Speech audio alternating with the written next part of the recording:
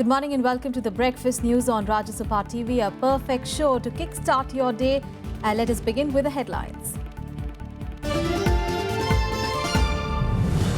Prime Minister sets up a 5-member task force to rationalize central government staff. Team to submit report next month to recommend measures to optimize the senior positions in central government jobs.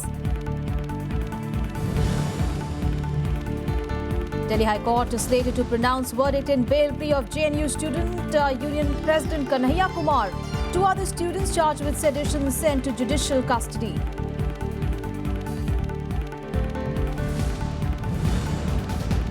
Enforcement Directorate gets go-ahead of special court in Mumbai to extradite former IPL Commissioner Lalit Modi from UK. ED to send extradition request to Ministry of External Affairs. United Nations delays the Syria peace talks to allow cessation of hostilities to take hold. This as NATO warns of increased Russian activity in Syria.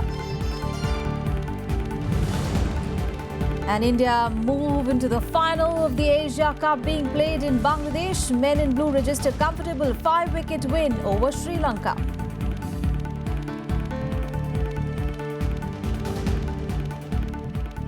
Well, the top story this morning, Prime Minister Narendra Modi has constituted a 5-member task force to rationalize the central government staff and ensure their maximum optimization. The task force will be headed by Establishment Office and Additional Secretary in Department of Personnel and Training, Rajiv Kumar, and it will submit its report next month. Well, the proposal to constitute a task force has been done to align them with financial resources and focus areas of the government. Minister of State for Personnel Jitendra Singh said that rationalization of staff is of paramount importance for good governance. As per its terms of reference, the task force will take stock and recommend measures to optimize senior positions in the Government of India, covering the posts in the Secretariat and outside the Secretariat as well, including Chief Vigilance Officers. The task force will also review roles and requirements of these posts, including eligibility criteria, and recommend measures to achieve a synergy and convergence of purposes and resources. Now, remember, there are about 50 lakh central government employees working in various ministries. And in other news, well, the government has said that it will consider demands for a possible partial rollback of its proposal to tax Provident Fund withdrawals. The government asserted that PPF, however, will continue to remain tax exempt. Well, a day after the 2016-17 budget proposed taxing 60% of the withdrawal from Employee Provident Fund, that is EPF, on contributions to be made after 1st of April 2016, the government was hard-pressed to explain that the move was aimed at high-salaried class and not the overwhelming section of 3.7 crore EPF members. Well, after a couple of clarifications, including one that said that government would only tax the interest and not the principal withdrawn, the government came out with a press note that it was considering demands to limit the tax only to interest accrued. Revenue Secretary Hansmukh Adhya also said that demand for tax on the interest component would also be taken into consideration while taking a final view on the issue. Tax proposals came under immediate attack from various employee unions, including the RSS-backed BMS and also the political parties who termed it as an attack on the working class and a clear case of double taxation. जो public provident fund है, PPF है, उस पे ये जो नया tax का scheme है लागू नहीं होगा. नया स्कीम ला रहे हैं वो ईपीएफओ यानी प्रोविडेंट फंड और एनपीएस के लिए लागू होगा. और इसमें भी ये सिर्फ गोइंग फॉरवर्ड यानी कि भविष्य के लिए होगा. जो आपने पहले किया है उस पे कोई टैक्स नहीं लागू होगा. Well, on to some Parliament news now, and the Rajya Sabha on Tuesday witnessed repeated adjournments due to slogan shouting by AIADMK members who wanted action against a former Union Minister P. Chidambaram's son Karti. Now, Congress members raised the issue of a privilege motion against HRD Minister Smriti Irani as well. Now, report of the committee. A day after the union budget was presented, the upper house on Tuesday witnessed repeated adjournments. AIADMK members entered the well demanding action against former Union Minister P. Chidambaram's son Karti.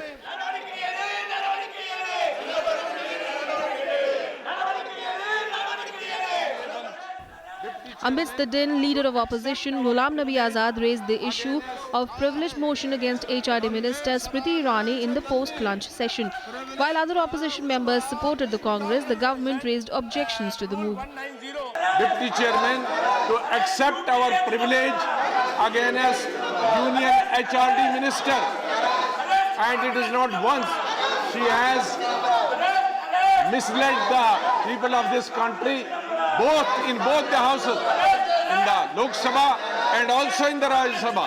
This is a very, very serious charge against the HRD Minister. और ये जल्दी से जल्दी privilege जो है उसको आप स्वीकार करिए और इस देश में जो सब कुछ गलत चल रहा है उसका रास्ता निकालने का काम करिए। एक जो मिनिस्टर है वो किस तरह से गुमराह करता है पूरे सदन को, पूरे देश को। इसलिए हम लोग ये जो इम्पीचमेंट प्रिविलेज मोशन है उसके समर्थन में हर सारे लोग हैं, सब लोग हैं। आपके पास कोई तर्क नहीं है। अब जब तर्क नहीं है तो आप उत्तर देने की कोशिश कर रहे हैं। जहाँ तक सवाल है प्रिविलेज मोशन का, उसकी एक प्रक्रिया होती है, उसका एक नियम होता है, उसकी एक सिस्टम होता है।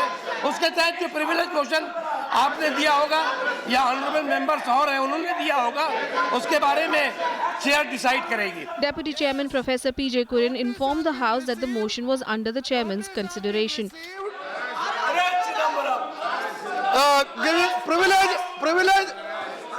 Privilege motion has been received in the office. Yes, there is a procedure.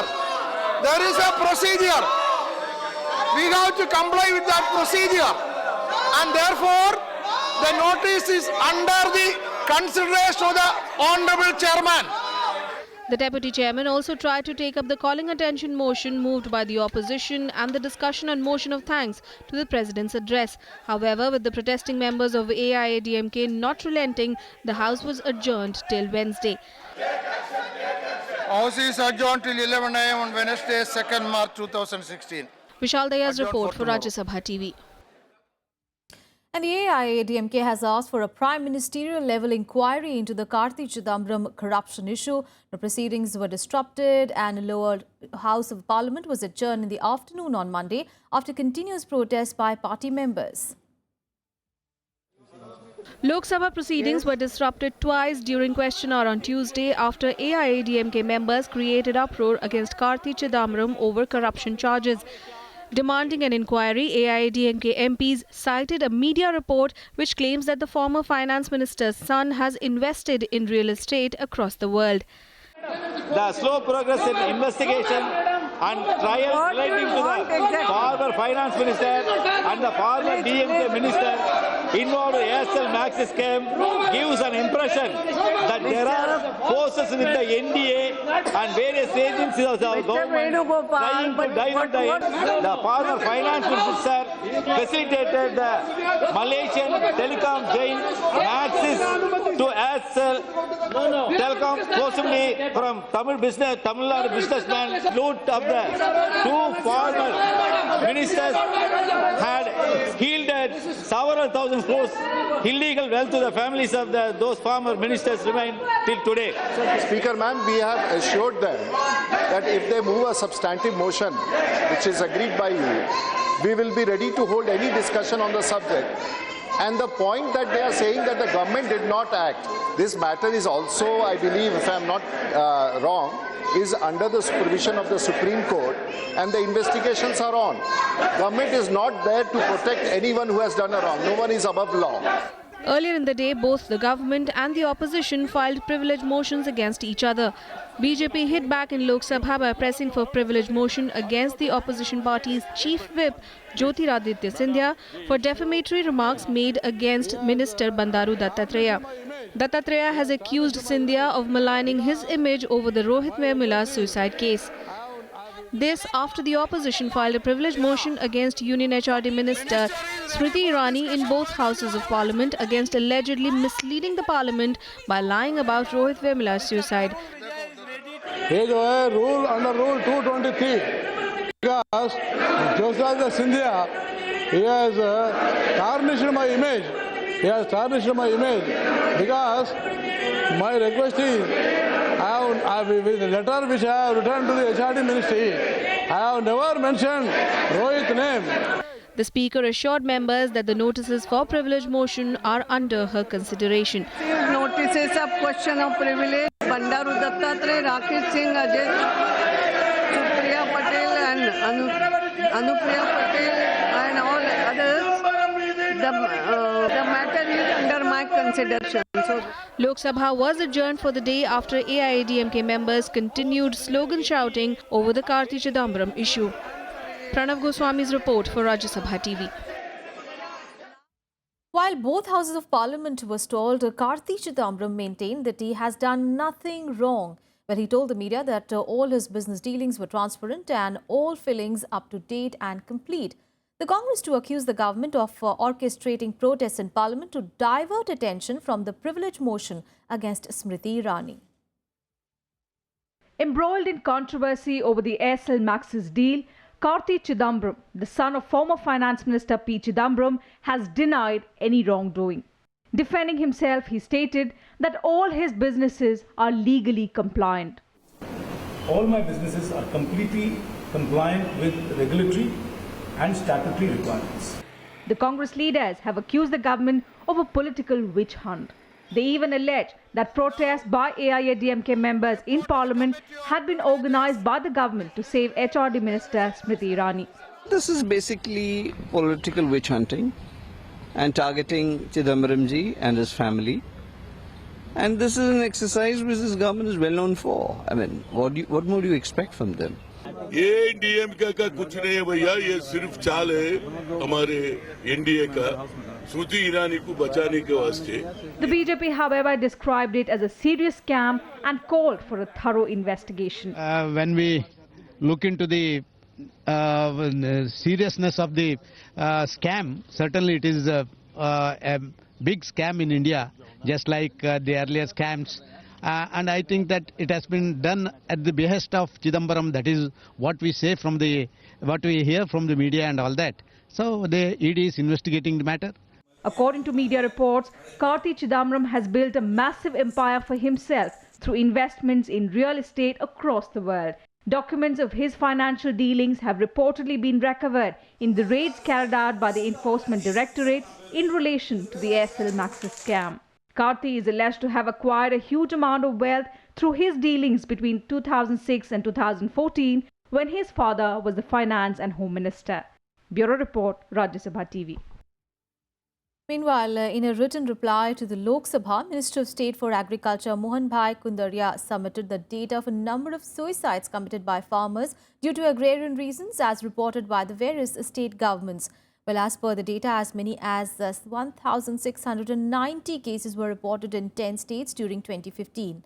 The maximum number of farmers' suicide cases was reported in Maharashtra at 725, followed by Punjab at 449, Telangana 342, Karnataka 107 and Andhra Pradesh 58. In 2016, so far, 57 farmers' suicide cases have been reported, all from Maharashtra. Other states have not reported any farmer suicide case to the centre. Kundaria also informed that the government has recently approved a new crop insurance scheme to protect farmers from crop failure. Meanwhile, the opposition has demanded a judicial probe in the alleged gang rape incidents in Haryana, which were reported during the Jat agitation. The issue was raised during a 0 hour in Rajya Sabha by Congress member Kumari Shailaja. This even as the 3-member Haryana police team is probing the allegations. The alleged incidents of gang rape during the Jat agitation in Murthal in Haryana was raised in Rajya Sabha today. The opposition has called for a High Court monitored judicial probe. Congress leader Kumari Shailaja raised the issue during 0 hour in Upper House on Tuesday. Haryana Sarkar is a mute spectator. It is in a state of denial. Haryana Sarkar ये कह रही है कि यहाँ पर अगर high court ने इसका संज्ञान नहीं लिया होता, वहाँ पर बड़ी एक rape case, allegedly rape case हुआ है। हाई कोर्ट ने उसका नोटिस लेते हुए हरियाणा सरकार को नोटिस दिया है, वहां इंक्वायरी के लिए कहा है। She also brought to attention that survivors and witnesses were reluctant in coming forward as the state government was not taking these reports seriously. She also said that there was a complete breakdown of law and order in the state. असलियत सामने नहीं आ रही है। Sir, हम demand करते हैं कि हरियाणा में हाई कोर्ट खुद इसकी इंक्वायरी करे। हम इसकी डिमांड करते हैं कि जुडिशियल इंक्वायरी होना चाहिए, तभी असलियत सामने आएगी। The Congress leader also said that property worth crores had been destroyed during the recent quota agitation, but the government and the police had remained mute spectators. Ravindra Shoran's report for Rajya Sabha TV. And in related news, the Haryana government has transferred 10 police officers, including the superintendent of police of Jhajjar, Kaithal, Rewari, Yamunanagar, with immediate effect, and attached a senior IPS officer with the Prakash Singh committee set up to probe the Jat quota agitation. The state government had on 24th of February appointed retired IPS officer Prakash Singh to inquire into the acts of omission and commission on part of officers of both police as well as the civil administration during the Jat quota agitation, which resulted in violence, blockade of roads and extensive damage to public and private properties. Meanwhile, an arrest warrant has been issued against a close aide of former Chief Minister Bhupinder Singh Hooda after he failed to appear before police to join investigation in a sedition case registered against him. Rohtak police had on 24th of February booked Virendra and another person on sedition charges after the duo's 90-second audio clip of a purported conversation between them, allegedly to incite violence during Jat agitation, had gone viral on social media. Under attack over its handling of the Jat agitation, the state government has also waived electricity dues of those consumers whose properties got damaged during the Jat quota agitation. राज्य सरकार को ऐसा लगा कि बहुत से अधिकारियों ने, सिविल एडमिनिस्ट्रेशन के अधिकारियों ने और पुलिस अधिकारियों ने अपनी भूमिका जो रॉयट्स के संदर्भ में जो भूमिका होनी चाहिए थी वो सही ढंग से नहीं अदा किया। तो उन्होंने एक जांच कमीशन बैठाया है और उसका अध्यक्ष मैं हूं। 48 आवर्स पहले हमारी जो कमिटमेंट हुई थी हरियाणा की एसआईटी से, हमने वो पूरा किया। एक आई विटनेस और एक विटनेस की हमने स्टेटमेंट रिकॉर्ड कराई है। 48 आवर्स हो चुके हैं।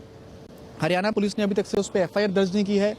एक विटनेस ने क्लियरली बोला है कि मैंने ये देखा कि महिलाओं के कपड़े, एक बर्छा जो वेपन है उससे फाड़े गए। ये अमाउंट करता है आईपीसी में सेक्सुअल असॉल्ट को। And on to the other big story of the day. The Enforcement Directorate on Tuesday got a go-ahead from the Special Court in Mumbai to extradite former IPL Commissioner Lalit Modi from the UK in connection with its probe regarding money laundering. Now, ED had placed a request before the court for extraditing Lalit Modi from the UK as its Interpol notice against the ex-IPL boss was yielding no results. Now, the agency will send the extradition request to the Ministry of External Affairs, which will forward it to the authorities in the UK for final execution. Lalit Modi is charged with several cases of alleged money laundering and forex violations connected to the Indian Premier League. The BCCI filed a criminal complaint against Modi in the year 2010 in the same regard. And in Breakfast News, we'll slip into a very short break. We'll be back with more news. Stay tuned.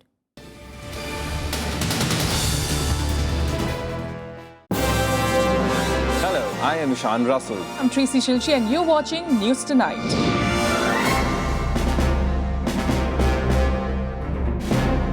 Together with the team of our dedicated professionals from across various fields. This is Shyam Sundar, Vishal Dahiya, Akhilesh Suman, Frank Pereira from Beijing, China. Kriti Mishra for Rajya Sabha Television. We bring to you the news that matters here on Rajya Sabha TV.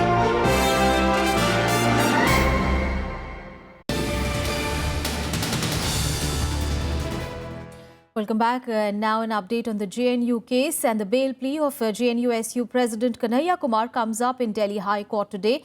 During the last hearing on Monday, the court had questioned Delhi Police's understanding of their main charge, that is a sedition charge against Kanhaiya, and had asked the police pointed questions about evidence of his involvement in the alleged anti-national sloganeering. Meanwhile, the other two JNU students who are charged with sedition have been sent to 14 days of judicial custody. The Delhi High Court will today pronounce its order on the bail plea of JNU-SU President Kanhaiya Kumar in the sedition case. The court had reserved its order after nearly 3 hours of hearing on Monday, during which it had slammed the Delhi police, asking, "Do you know really what sedition is?" This after the Delhi police accepted that there was no video evidence to suggest that Kanhaiya raised anti-India slogans during an event on JNU campus on 9th of February. The Delhi government supported the JNU student leader's bail, claiming that there was no proof against him. Delhi सरकार दूसरे states में election आ रहे हैं, उसको देखते हुए बोल रही है। तक जो हमारे पास पर्याप्त है, आई विटनेसेस हैं जिन्होंने कहा है कि कन्हैया ने वहां नारे लगाए, अलगाववादी नारे लगाए और बाकी सब लोगों के साथ मिलकर अनलॉफुल असेंबली में उसने भाग लिया। The other 2 JNU students who have been charged with sedition have been sent to 14-day judicial custody. Umar Khalid and Anirban Bhattacharya were presented before the magistrate on Tuesday after the expiry of their police custody. They were arrested a couple of days after Kanhaiya Kumar was arrested for participating in the same event. Meanwhile, it has emerged that 2 of the 7 videos of the controversial JNU event that were sent by the Delhi government for forensic probe were allegedly manipulated. Innocent लोगों के ऊपर हमले होते हैं, कानून का एक गैर इस्तेमाल हो जाता है। ऐसे कोई भी स्थिति हो, वहाँ प्रधानमंत्री कभी बोलते नहीं। इनकी मन की बात में इसमें उन्हें ऐसी इम्पोर्टेंट इश्यूज को जगह नहीं है। The government has said that it is reviewing a section of the sedition law. The Ministry of Law and Justice has asked the Law Commission to study the usage of the related Section 124A of the IPC. The Home Ministry informed the Lok Sabha on Tuesday that the Law Commission has intimated that they have identified certain focus areas and formed a subgroup to deliberate on the issues. Bureau Report, Rajya Sabha TV. And the big international story now, and the United Nations has delayed the Syria peace talks to allow the cessation of hostilities to take hold. Well, this comes in the wake of Syrian opposition alleging Assad forces of violating the truce. Meanwhile, NATO warned of an increased Russian activity in Syria. Most importantly, when there are incidents, and there will be provocations, and there will be spoilers, wait for it, we have not seen them yet. They are contained and unexamined and contained, so they don't become epidemical. Because then the credibility, which is the most important part of a ceasefire, collapses, and that we cannot afford. Stakeholders in Syria making all-out efforts to secure a fragile truce. The UN delayed the next round of peace talks by 2 days to allow the cessation of hostilities to trickle in. Peace talks are now expected on March 9th. The US-Russia brokered cessation of hostilities began early on Saturday. The solution of everything is a political solution. These are facilitating the political solution, but they are crucial. So we will be, in the next few days, analyzing how far both the ceasefire and the humanitarian access has come, so that they don't become hostages of the talks, and the talks don't become hostages of progress on that. Syrian government and opposition continue to play the blame game as both accuse each other of violating the truce. For West and the US, Russia's military action is a major cause of concern. NATO commander in Europe said Russia, along with Assad, is making refugee crisis as a weapon of war. The US urged Russia to make sure that any strikes in Syria solely target the Islamic State or the Al-Qaeda-linked Nusra Front. The war against Daesh hits home particularly hard for our close NATO ally, Turkey, which shares borders with Syria and Iraq.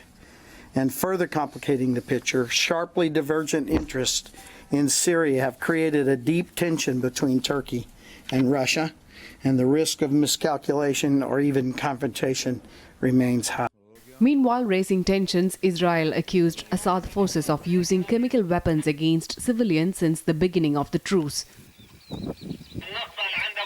Even when the war rages on in Syria, the World Peace Body marked the safe delivery of over 5,000 Syrian babies at the Zaatari refugee camp in Jordan.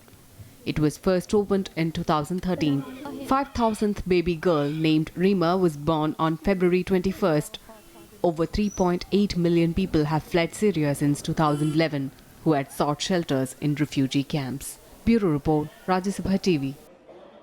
News on the US presidential poll and Republican Donald Trump and Democrat Hillary Clinton rolled up early wins on Super Tuesday. Presidential candidates clinched the US states of Alabama, Georgia and Tennessee. Clinton took Virginia and Arkansas. Now Trump is leading in Massachusetts. Meanwhile, Democratic candidate Bernie Sanders won his home state of Vermont. Republican rivals Trump and Marco Rubio are neck and neck in Virginia. Well, early exit polls shows that Ted Cruz has won the Oklahoma Republican primary. Trump is leading in nearly all of the 12 states up for grabs.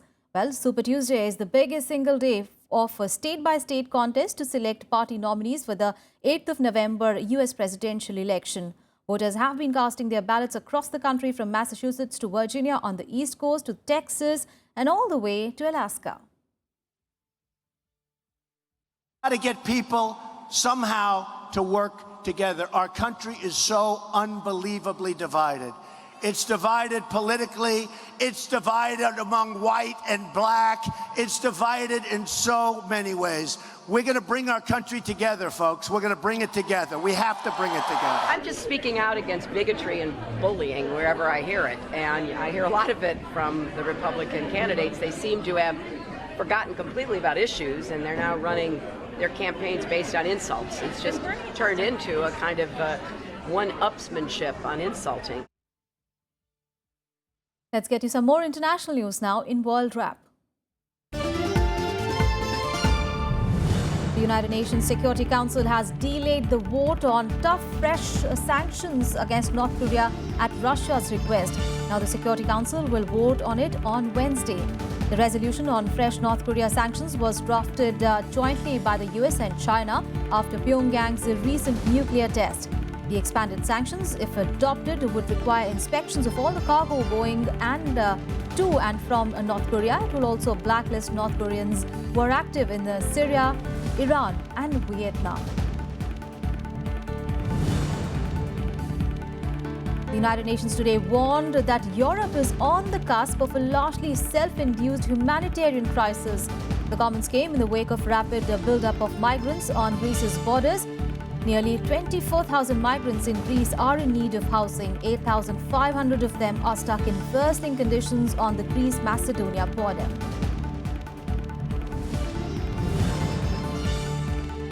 And in the US, there is still no breakthrough in the Supreme Court dispute between Obama and Republicans. Republicans rebuffed Obama's appeal for hearings and a vote on his Supreme Court nominee.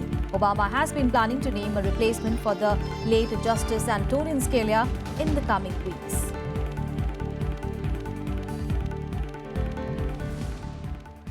Now to cricket now, and Team India stormed into the final of the Asia Cup tournament after recording a comfortable 5-wicket victory over Sri Lanka in the semi-finals in Mirpur yesterday.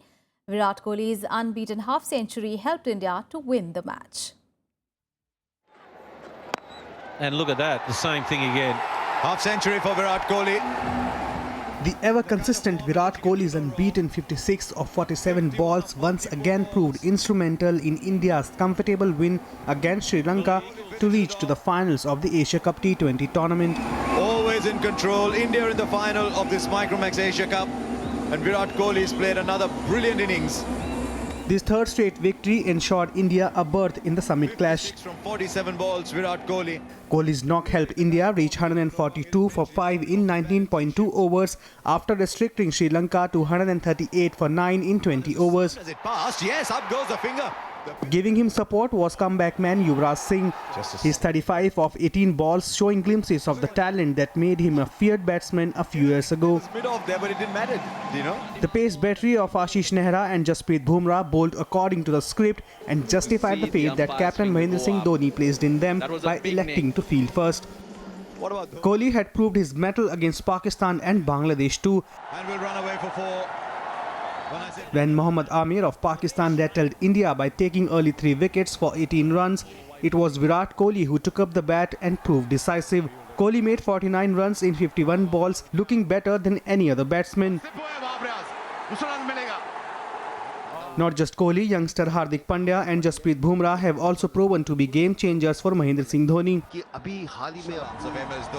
India have already defeated Pakistan and Bangladesh in their first two encounters. Now another formality for the men in blue remains with a match against the UAE slated for March 3. Bangladesh, that is second on the charts, has one match left in the series against Pakistan. Pakistan has 2 matches left and Sri Lanka has 1 more to go. With wins in all 3 matches played so far, Dhoni's men looked prepared to take on any challenge. Bureau Report, Rajya Sabha TV. Well, Virat Kohli and Yuvraj Singh, they are powering India to the final of the Asia Cup. Well, that is all that we have in this edition of news. Thanks so much for your time.